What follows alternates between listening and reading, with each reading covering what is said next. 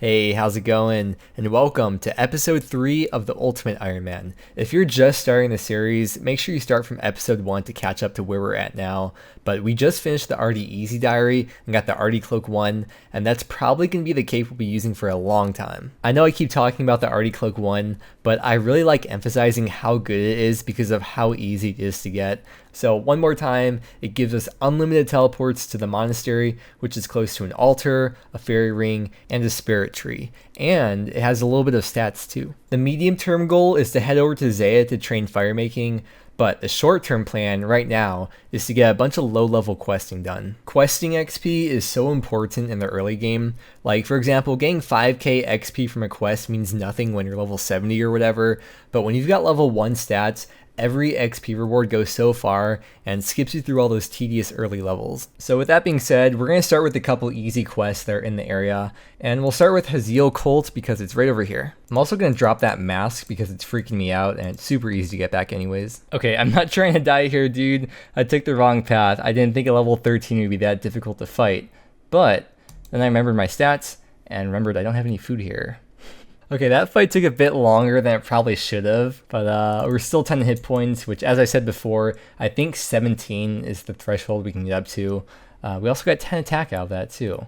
Let's finish this quest. I should probably start carrying food with me more often. Okay, there is the end of the Hazeel Cult quest. We got a little bit of thieving XP and 2000 GP. As I was saying before, like these rewards don't mean much later on, but 2000 GP right now just doubled my cash stack, so that's actually really nice to get. Next quest that's in the area is Sheep Herder. I remember as a kid doing this quest, and I got so frustrated doing it, but when I did it on the hardcore, I figured out the trick to doing this was just to spam click it. And as long as you keep on spam clicking a sheep, it'll go exactly where you want to. Okay, Sheep Herder is done.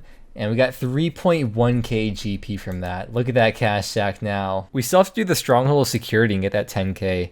Probably gonna do that before we start training construction. Next quest I think we're gonna do is Clock Tower. And it's funny because this is actually one of the last quests I did on my hardcore for some reason.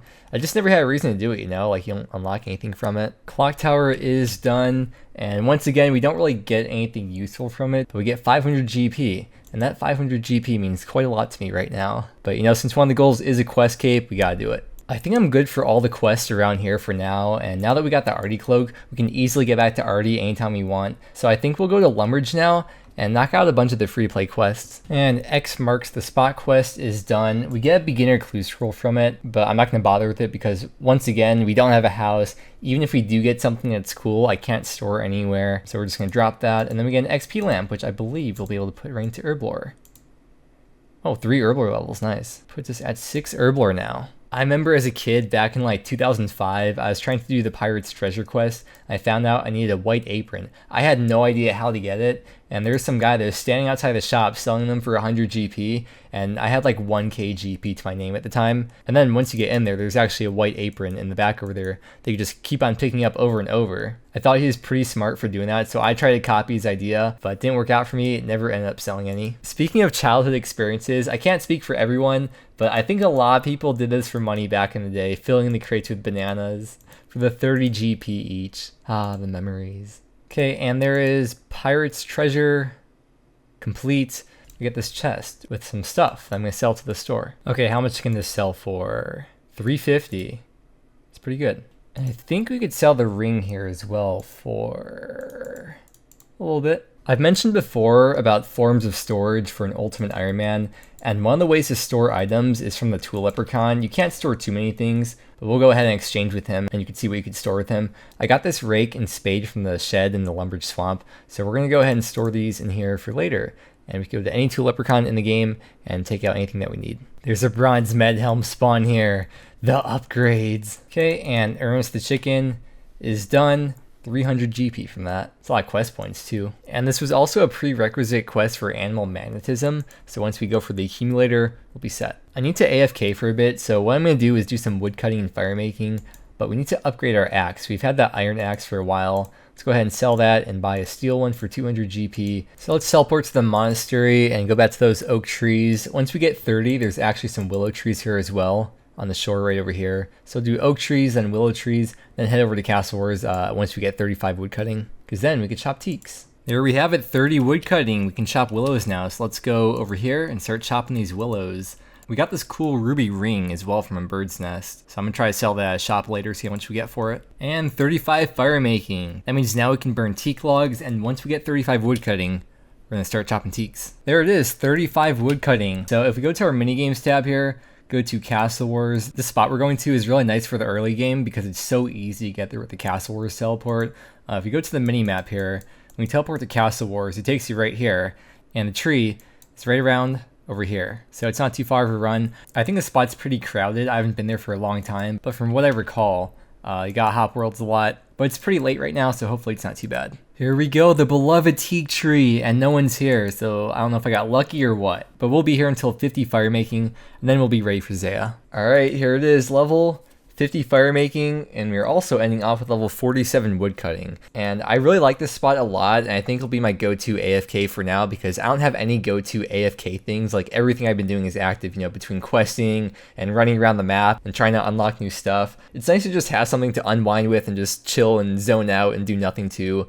And this spot's just really easy to get to for me. So we're set to start training firemaking on Zaya. I think I'm going to AFK Teaks a bit more here. I'm not going to burn the logs. I'm just going to drop them. And while I'm chilling here, I'm going to figure out what quests I want to do today. And I got a few rings. I got a sapphire one, an emerald one, and a ruby one. And I think I'm going to keep the emerald one on me and then sell these two to the general store at some point. And eventually I'll be able to turn that into a ring of dueling because I don't think there's really any other rings I plan on getting anytime soon. Halfway to 99, boys. Alright, I've been AFKing here long enough. We got a few more woodcutting levels, and I'm ready to move on, go back to questing, and stop having to witness this chompy genocide. First quest I want to do today is Gertrude's cat, because you get cooking XP from that, and we need a higher cooking level to make redberry pies, which we'll need for the Knight Sword quest. Let's get that kitty. Here's a tip for new Iron Men. I think a lot of new Iron Men, to get their knife for fletching, they run all the way around Lumbridge Castle and get the spawn over here, but there's actually a spawn right here in the Lumbridge basement of a knife if you need one. Content. We're in Port's Rim right now to buy a sardine for the quest, and I remembered I have these rings, so we can go ahead and sell these here. It's actually a really nice amount of GP we're getting from that. And I also picked up a few more teleport cards for the Chronicle along the way. Hey, that also put us at the first 10k cash stack. Gertrude's cat is done. We got a lot of cooking XP from that. That puts us at level 13 cooking now. I think it's level 10 cooking that you need to make the redberry pie. I have a feeling we're probably going to burn at least one, so we'll try making a few redberry pies when we do Knight Sword. As for the kitten that we get, I think I'm just going to shoo it away because I really can't be bothered to feed it. I don't need death runes for anything, and we don't have a house right now to store the cat in once it does grow into a regular cat. I'm not ready for this responsibility. I'm sorry. I think we can get one back for free though from Gertrude anytime we want. Oh, 100 GP each. Yeah, okay. We don't have the Culinary chest unlocked yet, so I'm not sure how else to get a pie dish. So I'm going to take 3 pie dishes from here. We've got our red berries now, so to get flour, we're going to head over to Fishing Trawler using our handy teleport that we unlocked, and I think we could buy it from the general store there. Okay, so we'll add our red berries to the pie shell, and let's see if we cook these properly. Oh, nice. First try. Easy. I guess we'll make all of them just for the XP and in case I misclick and for food. Wow, okay. Didn't burn any. Nice. Last thing we need for the quest is 2 iron bars, so we are going into the wilderness. We're risking it all except our ultimate Iron Man status. I believe the spot for the iron bars is right up here. I think it's like 18 or 19 wildy. So we got some food. I doubt there's gonna be any level like 30 PKers there, so hopefully we'll be all right. And we have our emergency Chronicle teleport that we could use. Oh heck. About 15 years ago, a player by the name of the Old Nite was competing for rank 1, and he was in like top 3 for a while. He was competing with Zezma and Lily Uffy for a while for the top 3, I believe, and unfortunately he passed away in 2006, but I think he's one of the most respected players in RuneScape, and because of that, Jagex made a statue here in the wilderness just for him. So this statue right here is an ode to the Old Nite. Here's the iron bar spawn. We'll hop worlds because we need 2 of them, and we are good. I think I'll just home teleport from here. Luckily, we have a steel pickaxe and an extremely high mining level, and bringing it 2 of these blurrite ores, 1 for the quest, and then 1 more that we need for the Faldor Easy Diary. We have to smith the blurrite limbs, so might as well feed 2 birds with 1 stone. This is giving me flashbacks to doing this on my skiller. Didn't even have to use any food. But Mudkip, all your accounts are skillers. You know, I think you should be able to give Thurgo more than just the 1 redberry pie you can give him during the quest. I'm sure he'd appreciate that. Yo, the smithing pet should be a little Thurgo following you. Alright, watch the smithing level straight from 1 to 29.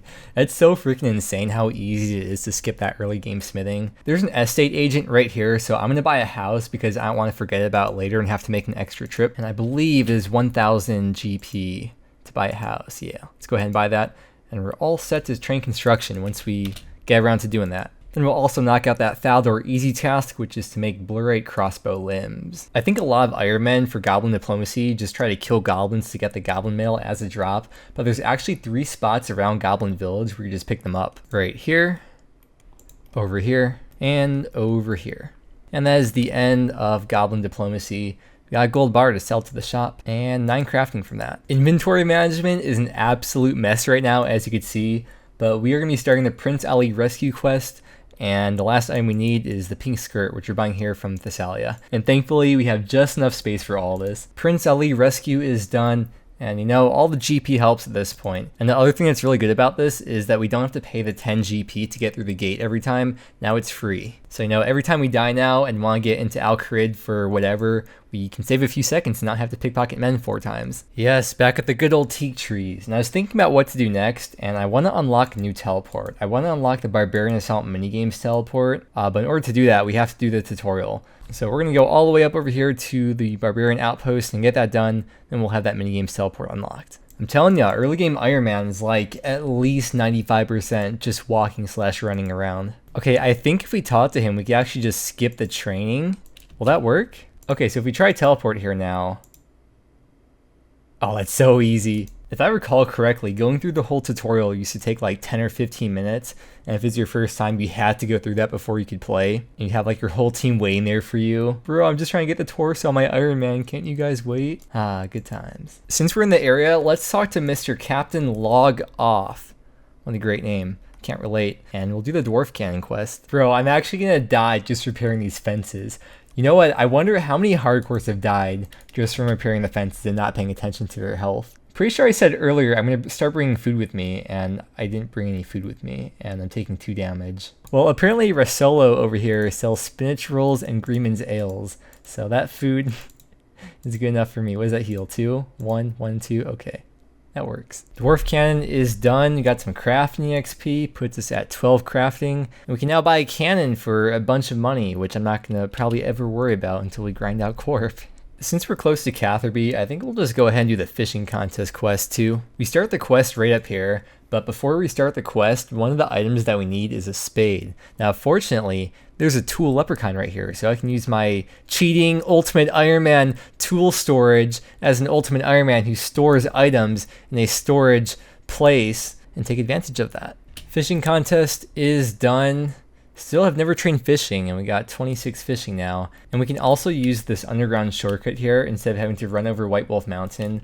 But something about White Wolf Mountain that I think a lot of people don't know about, or a lot of new Iron Men, especially hardcore Iron Men specifically, I always see people just run this way and run through the wolves. But there's actually a longer route around if you go this way and follow this path around here. Obviously it takes a lot longer, but you're not going to die because there's nothing aggressive there. Man, we've just been freaking knocking out these quests today. There's one more quest I want to get done though, because once again we are in the area. The murder mystery quest is right over here, and it shouldn't take too long. And apparently we need 16 free inventory spaces, so I'll just drop something I don't need. Another fast quest out of the way, murder mystery is done, and 17 crafting from that. And we got 2,000 GP as well. Cash stack looking thick. Hey, 50 quest points also means we get our first Slayer block, which I don't think we'll be doing Slayer for a while, but hey, it's there. This is going to sound strange and far out there, but the next thing I want to do on the account is attempt to get 43 prayer for overheads. And I'm sure some of you may know the method I'll be doing, but that's the next thing that we'll be going for at the start of the next video. Prayer is a really weird skill for ultimates, but I really love exploring these different methods that no one would probably think to do otherwise. Anyways though, I've gotta say, solid day of questing, and I'm still having so much fun, and I'm really enjoying the account. And I hope that you are enjoying the video so far. But with that being said, that's gonna wrap it up for today. Thank you again so much for watching. I hope you have a wonderful day, and I will see you again next time.